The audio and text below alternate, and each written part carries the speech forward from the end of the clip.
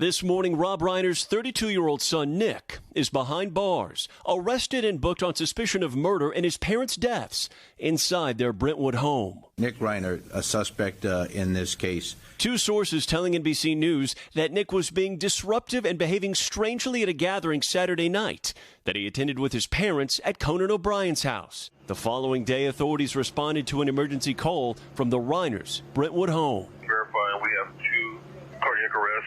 Once inside, authorities say they discovered the deceased couple, arresting Nick just hours later near USC's campus in downtown L.A. Nick Reiner's struggle with drugs was well documented. As a teen, he was in and out of rehab and at one point, even homeless. That period in his life depicted in the 2016 semi-autobiographical film Being Charlie, a collaboration between the father and son. I'd rather have you alive and hating me than dead on the streets.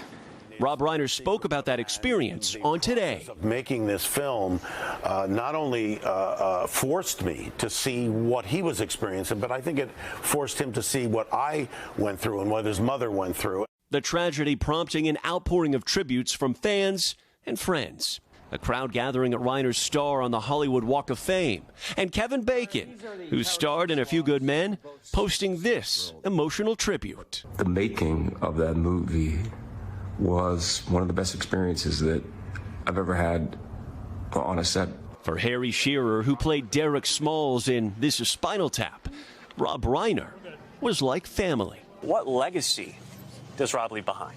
He was a deeply caring character in his own right, and he brought that to his work.